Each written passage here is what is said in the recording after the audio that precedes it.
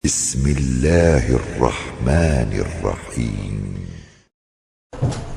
Kembali kita lanjutkan pelajaran kita dalam kitab Al-Muyassar.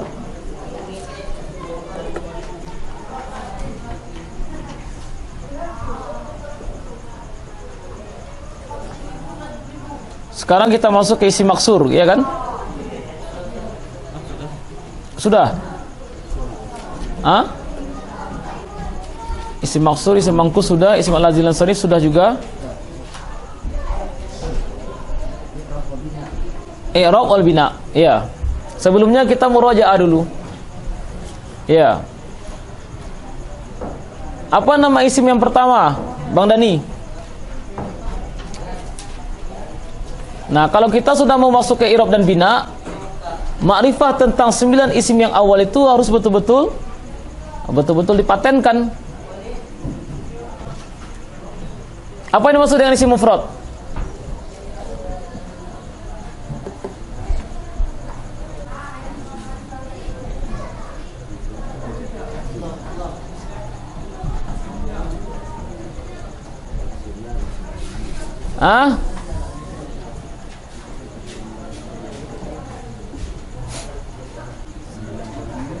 Isim yang menunjukkan apa?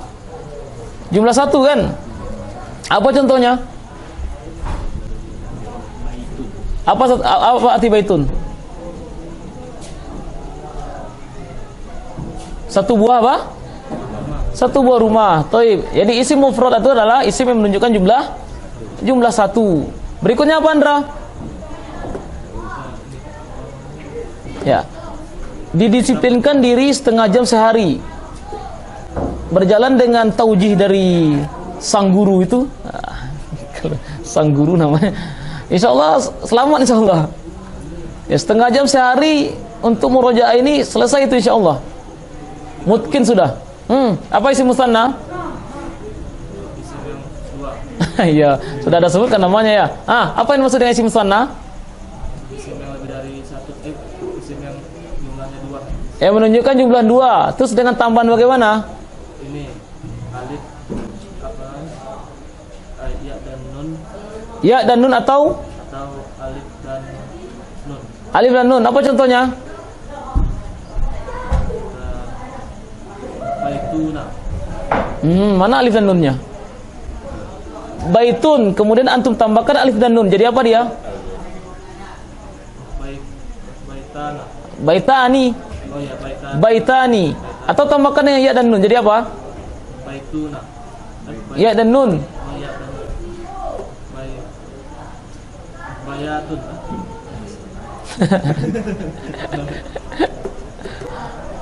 Baitani atau baitaini. Oh, baitaini. Iya. Baitaini. Berikutnya Pak Datuk. Apa lagi yang ketiga?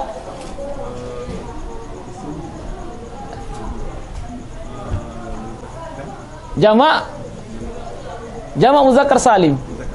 Iya, apa yang dimaksud dengan jamak muzakkar salim? Dua, terus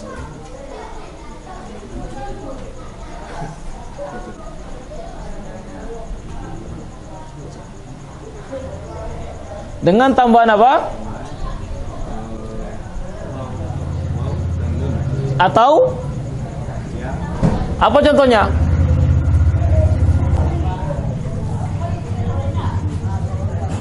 Muslimun, tambahkan waw dan nun, tambahkan ya dan nun. Atau iya, perhatikan ketika dia itu musanna, nunnya itu dikasroh. Muslimani. Ya. Ya, ketika apa? Ketika jamak nunnya itu di fathah, muslimuna, bukan muslimuni. Tapi apa? Muslimuna. Taib. Berikutnya apa? Ampun lupa nama Pak. Iya Pak Khairul lah. Apa yang berikutnya?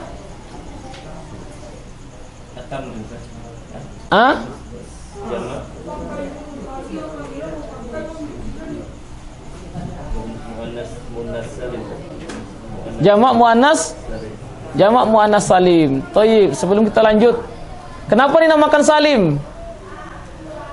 Abu Azam. Jamak muzakkar salim. Kenapa dikatakan salim?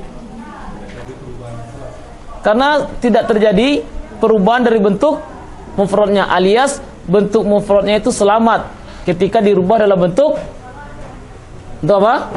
Ketika dirubah dalam bentuk jamak. Ya kan? Bentuk mufradnya itu tidak berubah. Terus kenapa dia dikatakan jamak?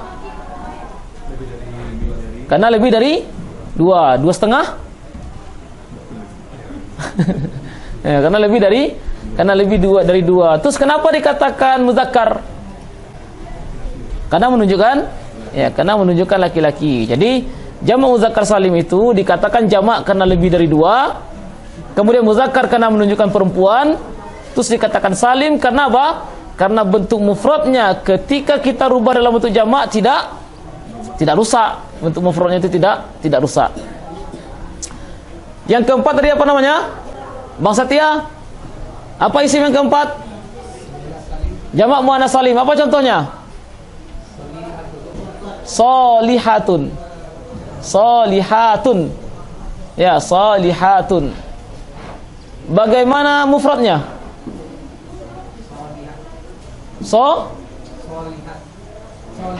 Solihatun. Ya, solihatun. Kemudian ketika dalam bentuk jamak, ya, kita buang tak marbutahnya itu, lalu kita tambahkan alif dan ta. Solihatun. Ya.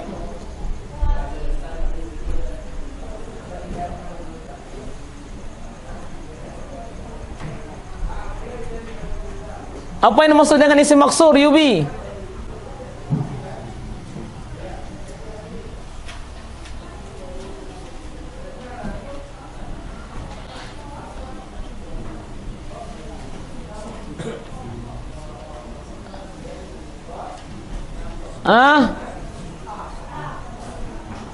Abdullah. Antum ada taklim enggak, Abdullah? Ada taklim enggak? Enggak.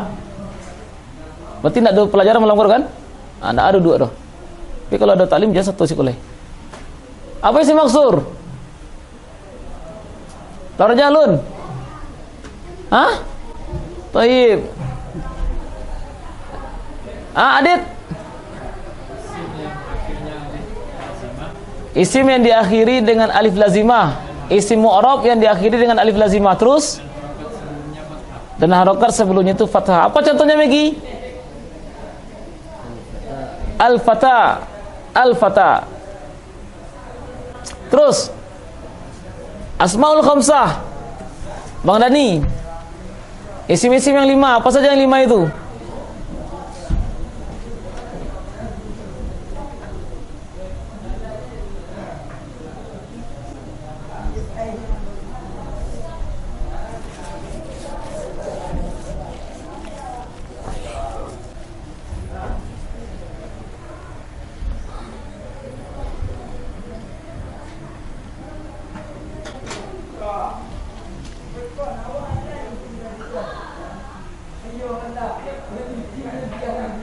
Apa, Andra? Abuka. Terus Abika. Kalau abuka abika itu sama aja ciknya itu. Abuka. Amuka. Buka Zumali. Iya. Kurangnya itu murojaah kan? Kalau utang guru rasanya udah selesai kan? Ya enggak, Bu Azam? Jadi apa? Abuka, akhuka, hamuka, fuka, dzumalin. Dzumalin itu 5 isim yang dia tuh memiliki hukum khusus. Abuka nanti bisa menjadi abaka, kemudian nanti bisa berubah jadi abika. Demikian juga akhuka nanti berubah jadi akhoka, ya kan? Jadi akhok dia. Atau jadi apa? Akhika.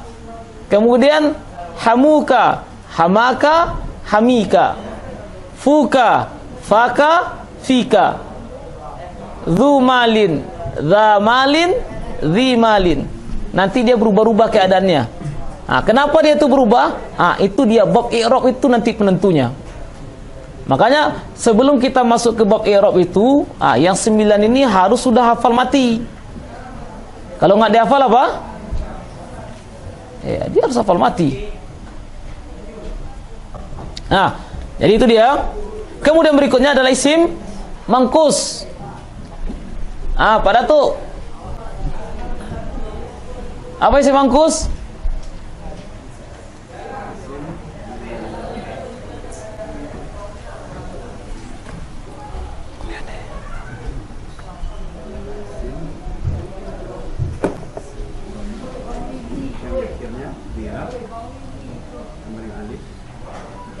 Itu apa itu? Itu maksur kalau itu diakhiri dengan alif. Kalau mangkus itu diakhiri dengan apa? Dengan ya. Diakhiri dengan ya lazimah, dan sebelum itu mesti kasroh. Dalam rangka mencocoki dengan harokat ya. Apa contohnya Bang Setia? Al-hadi. Ya, itu diantara isim mangkus. Kemudian yang ke-9 adalah isim alladzi la yansharif, yaitu isim yang tidak menerima tanwin. Ya, isim yang tidak menerima tanwin. Dan tentang isim alladzi la yansharif ini akan datang pembahasan khususnya insyaallah pada babnya. Ya, pada babnya. Sekarang kita masuk kepada i'rab dan bina. Ya.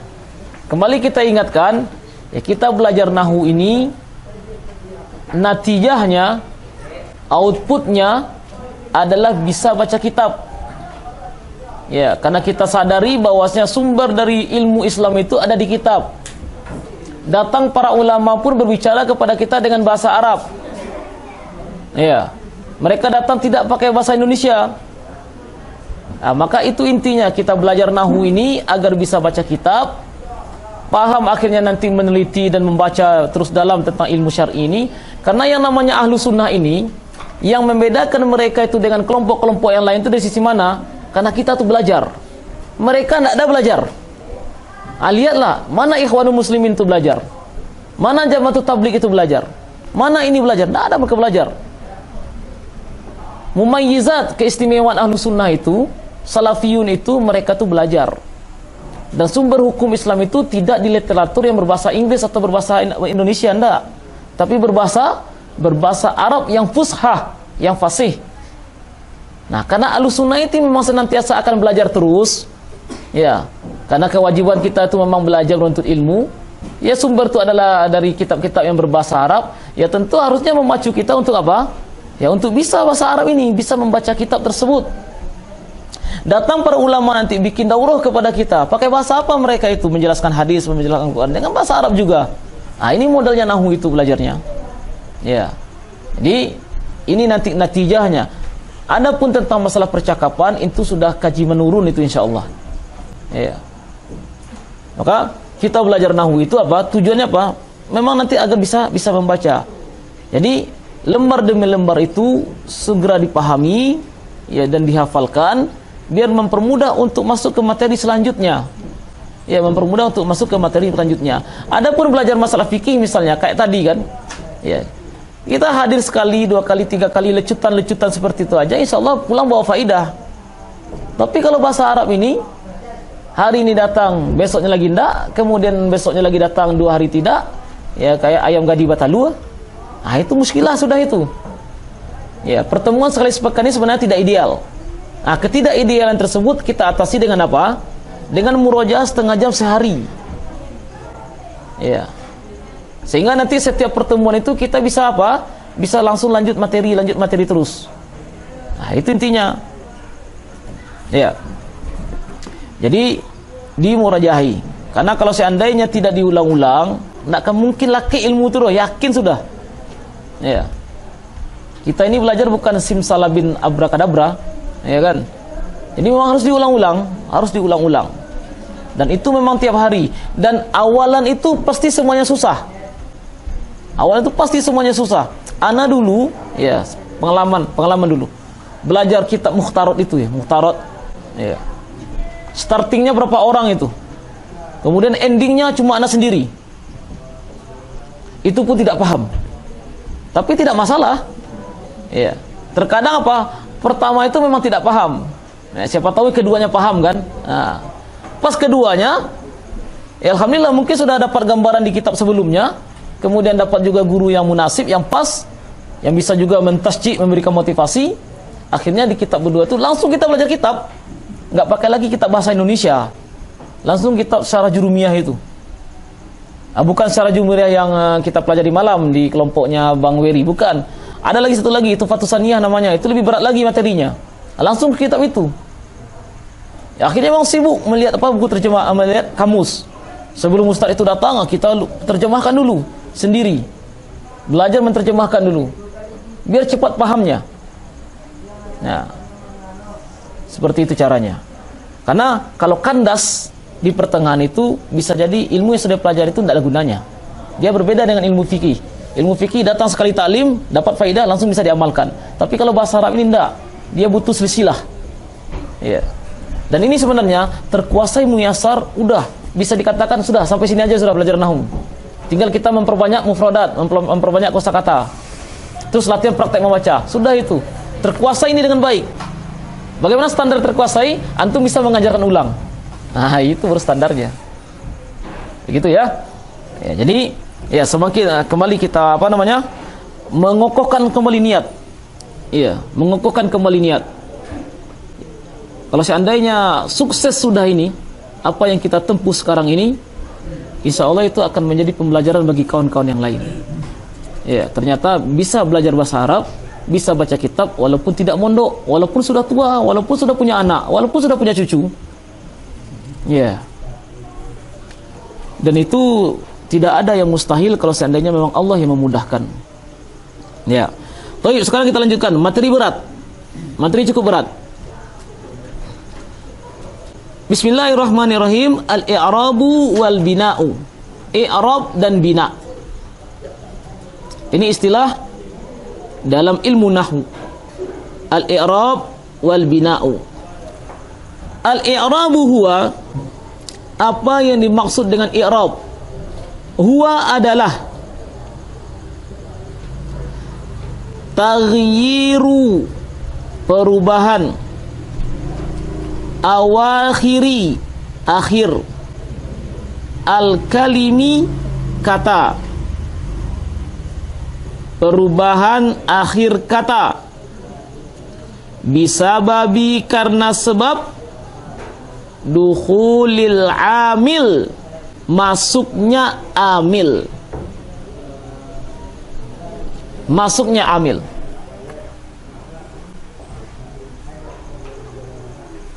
Ya. Perubahan yang terjadi, perubahan yang terjadi di akhir kata karena sebab masuknya amil. Jadi ada dua kandungannya. Kandungan pertama adalah apa? Perubahan yang terjadi di akhir kata. Kedua, perubahan tersebut dikarenakan amil. Kalau seandainya terjadi perubahan bukan karena amil, maka itu bukan i'rab. Atau amil masuk berbeda-beda tapi tidak terjadi perubahan, maka itu namanya juga bukan i'rab. Jadi i'rab itu kandungannya dua. Mari kita contohkan di sini.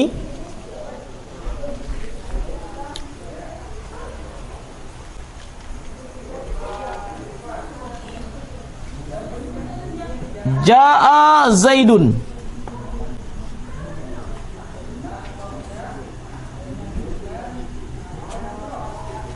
Apa artinya ini? Ja'a Zaidun, telah datang Zaidun. Seseorang yang namanya Zaid telah datang. Ja'a di sini itu namanya kata kerja. Fi'il ya. Itu namanya fi'il atau kata kerja. Kata kerja. Zaidun itu objek. Subjek ya. Itu subjek. Apa yang dimaksud dengan subjek itu? Pelaku kan? Pelaku dari ja'a. Itu namanya istilahnya fa'il. Fa'il. Ja'a itu adalah fi'il atau kata kerja. Zaidun itu adalah fa'il atau subjek. Sampai di sini paham kan? Ya, subjek, predikat, objek. Nah, itu dalam bahasa Indonesianya. Ja'a Zaidun. telah datang Zaidun. Zaidun di sini kita harokati dengan dhammah. Kenapa? Karena dia sebagai subjek, sebagai fa'il. Kita harokati dengan dhammah. Sekarang perhatikan contoh yang kedua. Ra'aitu.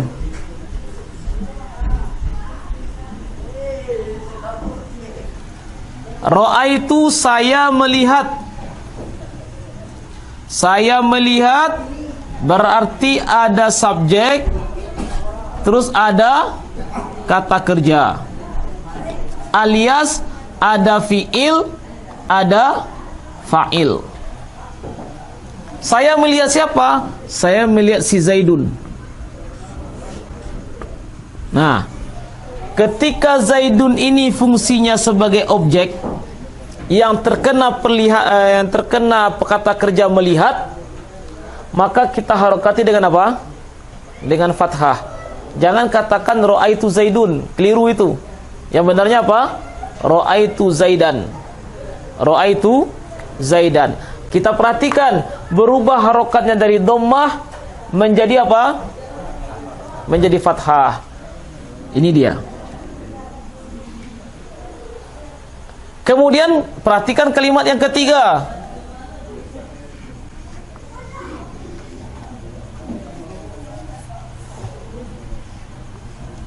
Marartu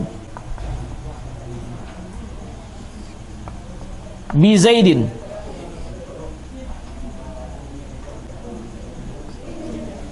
Marartu bi Zaidin. Saya melewati Zaid. Saya melewati Zaidun. Nah, ternyata Zaidnya diharokati dengan apa di sini? Dengan apa? Dengan kasroh. Maka kita saksikanlah perubahan yang terjadi. Dari dhammah berubah menjadi fathah, berubah menjadi kasroh. Inilah dinamakan dengan taghyir, perubahan. Taghyiru awakhiril kalimi. Perubahan pada akhir kata. Kan perubahan terjadi pada akhir kata kan? Kata kita Zaidun. Akhir kata itu adalah huruf dal. Yang awalnya dhammah sekarang berubah menjadi fathah. Terus berubah menjadi kasroh. Itu namanya perubahan yang terjadi di akhir kata. Jadi yang berubah itu apanya? Harokatnya yang berubah ya. Bukan hurufnya yang berubah. Dari dal menjadi ba, jadi sa, bukan itu. Tapi yang berubah adalah harokatnya, syakalnya yang berubah. Nah, perubahan itu disebabkan oleh amil yang masuk kepadanya.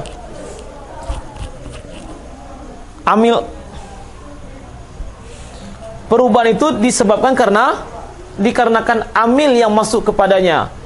Amil itu yang mengerjai. Ya, yang mengerjai. Apa sebabnya saya dhammah? Karena amil. Apa sebabnya kayak fathah? Karena amil yang berbeda. Apa sebabnya kata itu dengan kasroh? Karena amil yang masuk berbeda lagi. Amil itu artinya yang mengerjai saya. Ya, yang mengerjai. Makanya amil itu artinya apa? Karyawan. Karena memang orang yang bekerja. Nah, ini namanya rajuan. Nah, itu istilahnya. Jadi, kalau kalimat yang pertama ini, amil yang menyebabkan Zaidun berharokat dengan dhammah adalah fi'il ini. Ini amilnya. Amil ja'a, fi'il ja'a. Ya, ketika amilnya berubah berupa fi'il dan fa'il. Ya, ini dia. Berupa subjek dan kata kerja, subjek dan predikat. Maka apa? Maka terjadi perubahannya dari dhammah menjadi fathah. Ketika amilnya berubah lagi berupa huruf jar. Ini huruf jar nggak ini? Ya kan? Al-ba, al-kaf, al-lam. Itu termasuk huruf jar. Nah, ketika isim kemasukan huruf jar, maka menyebabkan isim itu harus dikhafat, diharokati dengan kasroh. Ya kan? Diharokati dengan kasroh. Maka datangnya amil berupa ba ini, berupa huruf ba, menyebabkan Zaidin akhirnya diharokati dengan kasroh. Berubah amilnya. Kalau tadi amilnya berupa fi'il, dia dhammah. Sekarang amilnya berupa fi'il dan fa'il, dia fathah. Sekarang amilnya berupa huruf jar, dia kasroh. Nah, itulah yang dinamakan dengan i'rab. Itulah yang dinamakan dengan i'rab. Apa itu? Taghyiru awakhiril kalim. Perubahan yang terjadi di akhir kata, yaitu perubahan terjadi pada huruf dal. Kenapa itu? Lidukhulil amil. Karena masuknya amil. Berbeda amil yang masuk, maka berbeda perubahan yang terhasilkan. Nah, itulah dia yang namanya i'rab. Jadi berubahnya dari ini menjadi ini dan menjadi itu, itulah yang dinamakan dengan i'rab. Perubahannya itu namanya i'rab. Kalau isimnya namanya mu'rab. Iya. Al-i'rab itu perubahannya, itu namanya perubahan. Kalau al-mu'rab itu fi isimnya. Ya. Isim yang mengalami i'rab itu namanya mu'rab. Adapun i'rab sendiri adalah perubahan itu sendiri. Nah, terpahami ini bedanya? Maka kemarin ketika kita menafsirkan tentang isim mangkus dan isim maksur, apa katanya? Kullusmin, seluruh isim mu'rabin, yang mu'rab. Seluruh isim yang mu'rab. Maksudnya ini dia. Dia dikatakan mu'rab karena dia mengalami i'rab. Apa itu i'rab? Perubahan ini. Nah, jadi isim mankus dan isim maksur itu dia juga mengalami i'rab.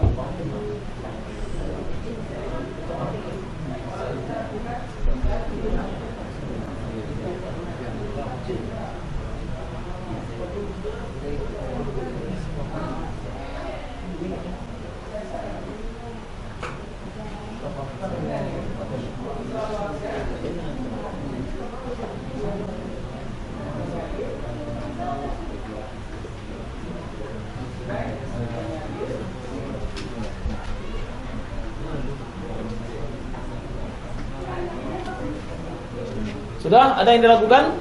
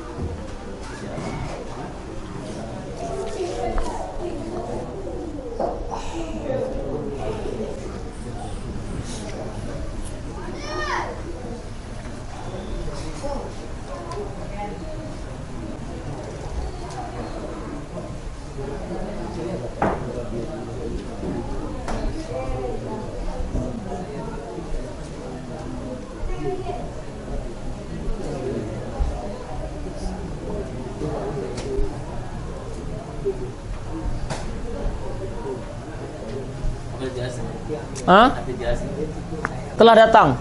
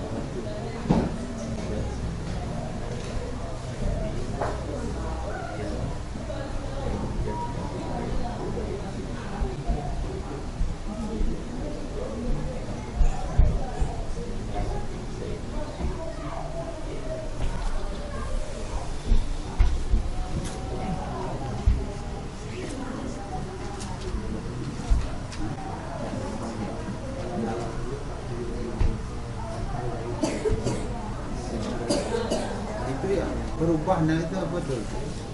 Al-i'rab. Al-i'rab. Al-i'rab. Mu'rab. Mu'rab itu isimnya. Isim yang mengalami perubahan tadi.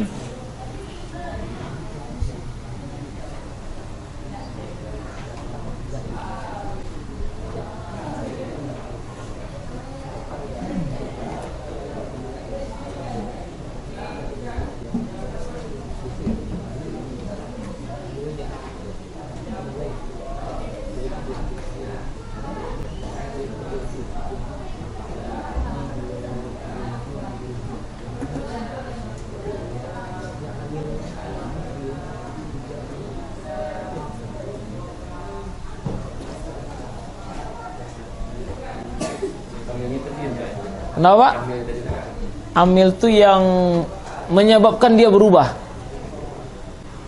yang mengerjai. Nah, itulah namanya. Hah?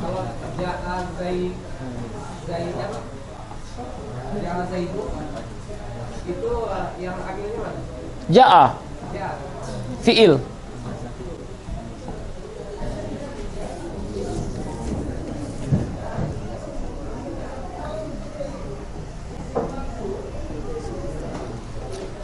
Sudah? Nah, perhatikan di sini. Kan kita pernah melewati tentang Asmaul Khamsah. Abuka, abaka, abika. Iya kan? Nah, di situ fungsinya dia di situ. Bagaimana maksudnya? Kalau ja'a, maka kita katakan abuka. Ja'a abuka. Telah datang bapakmu.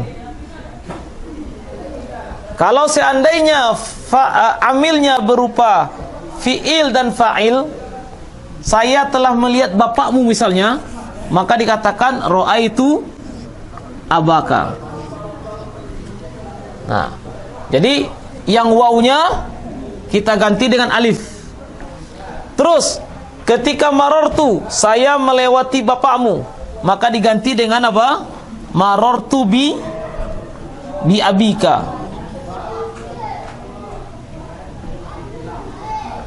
Marartu bi abika. Diganti dengan apa? Dengan ya. Nah, itulah salah satu fungsinya kemarin. Kenapa kok bisa jadi abuka? Kenapa kok jadi abika?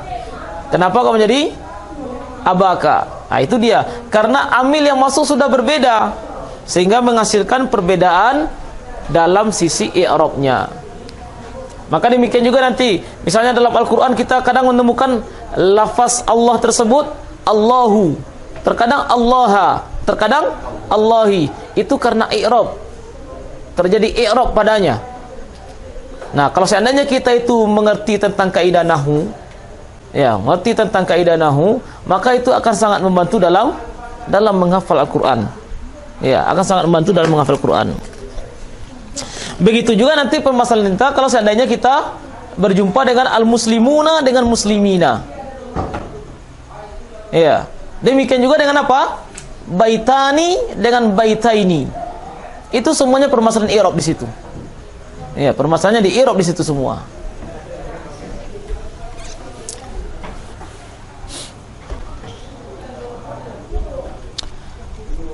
Beliau mencontohkan di sini. Mithlu, contohnya, hadza talibun. Ini seorang santri.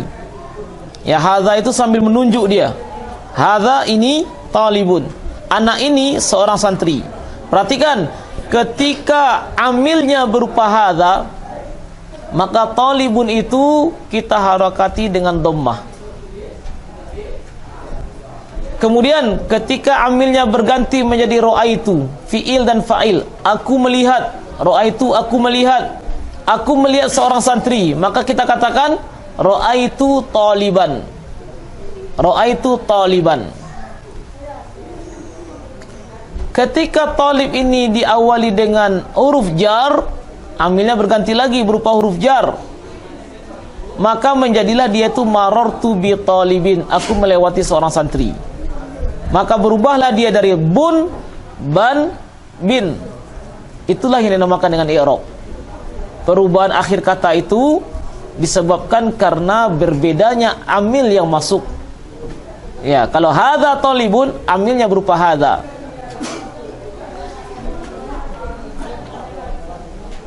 Jadi apa amil yang menyebabkan talibun itu marfu, Bang Wiri?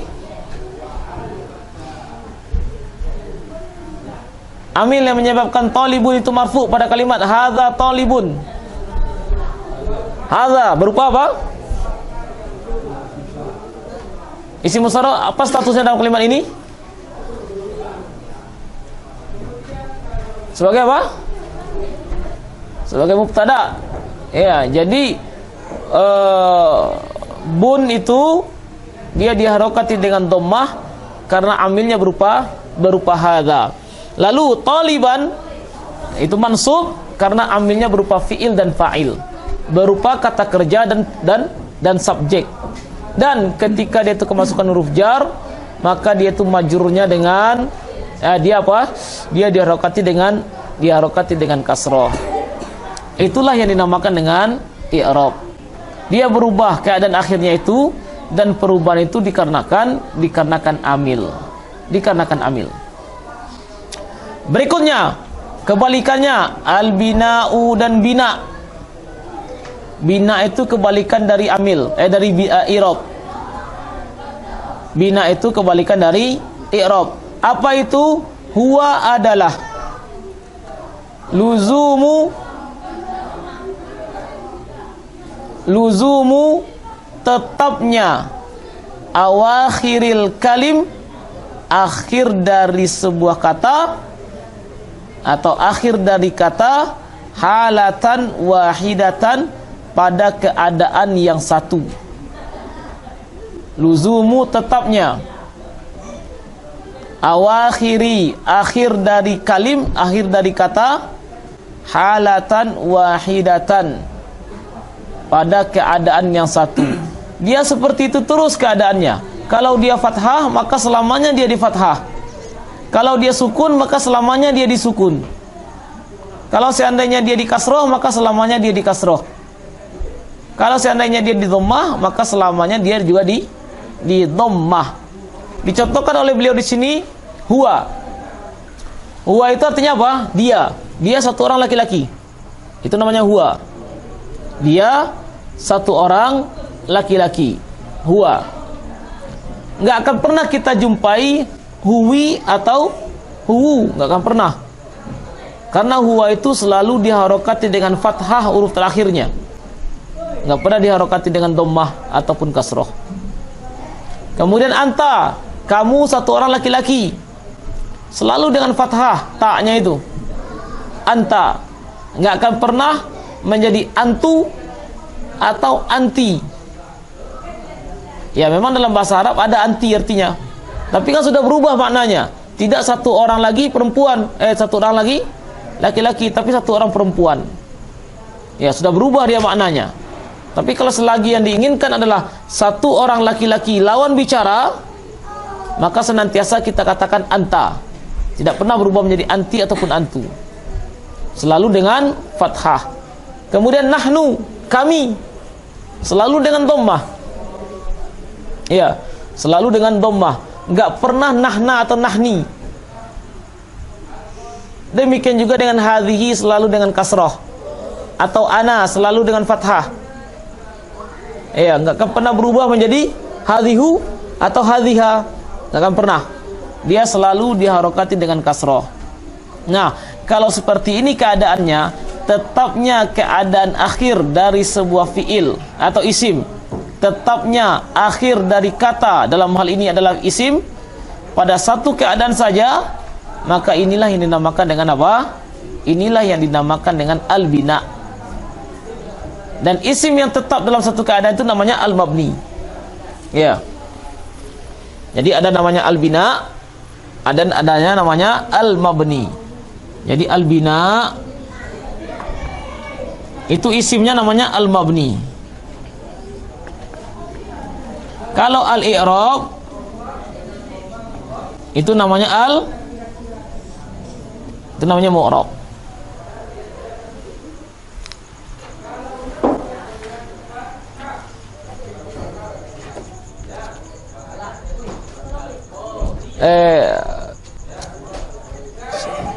Hakim. Alvin. Alah tu antuk lah berhenti dah leh.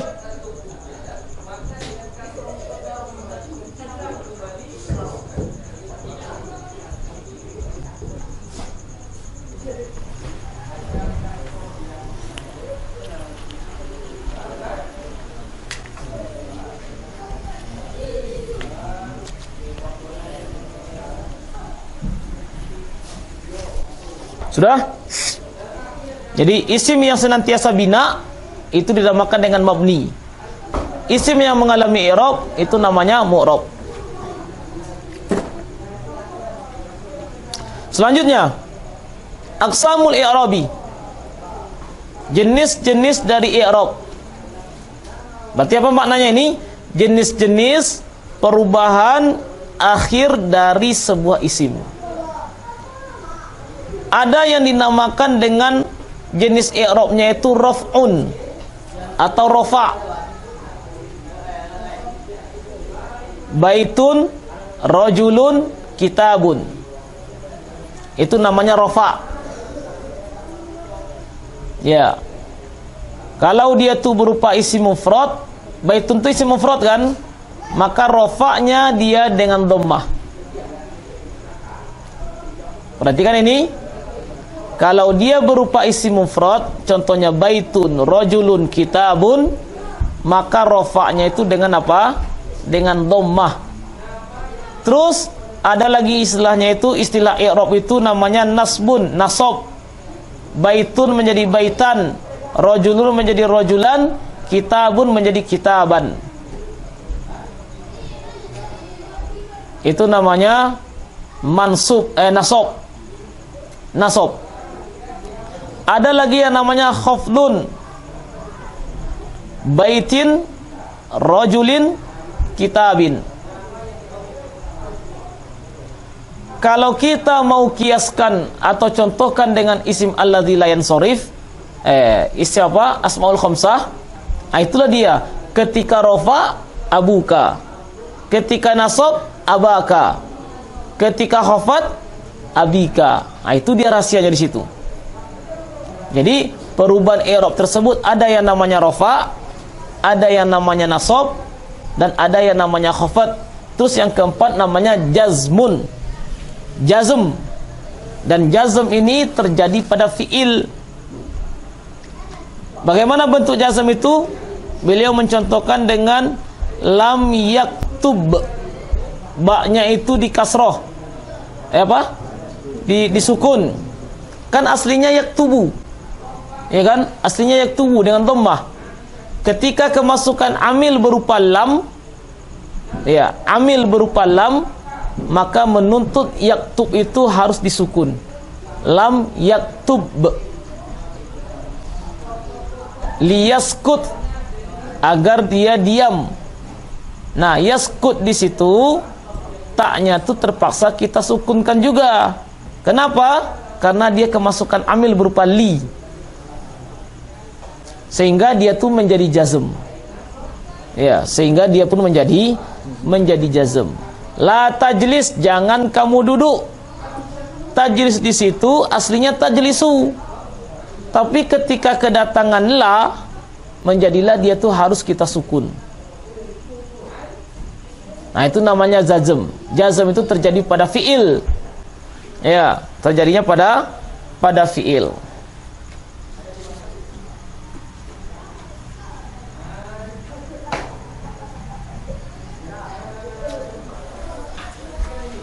Kalau isim yang mengalami rafa namanya marfu. Ya. Jadi kita tuliskan di sini.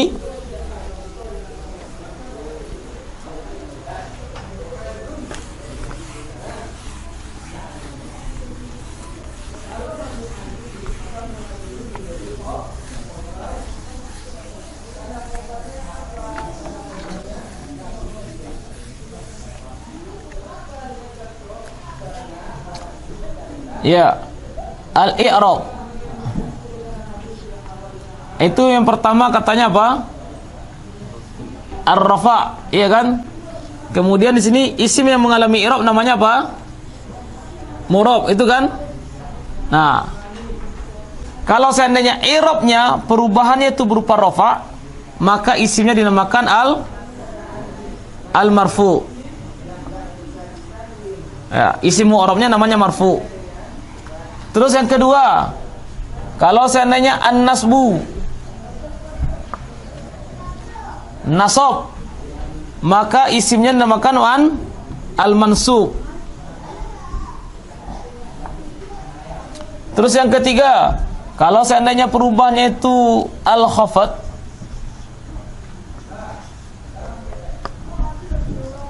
al-khafdu, maka isimnya dinamakan dengan al-mahfud.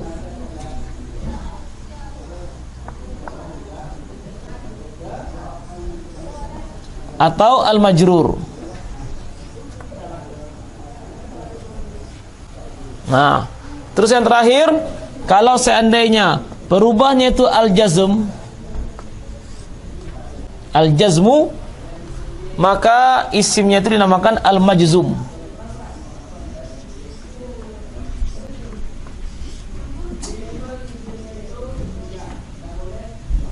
Al-majzum. Ya. Kalau i'rab itu perubahannya, maka isim yang mengalami i'rab namanya mu'rab. Kalau rafa itu perubahan rafa, maka isim yang mengalami rafa namanya marfu. Demikian seterusnya ke bawah.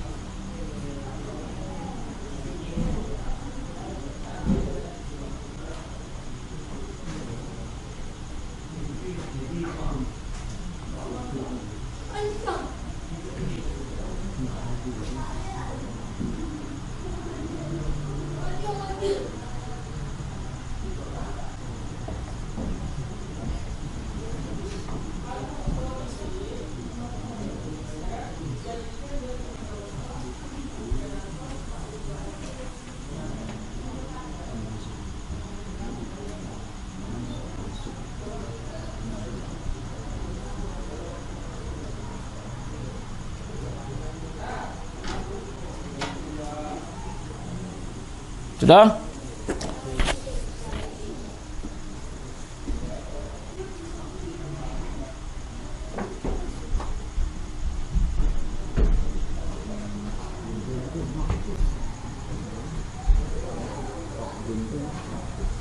Itu khafdun itu berubahnya di mahfud itu. Khafdun itu berubahnya di al-mahfud. Mahfud dengan dot. Ya itu jauh diambilnya.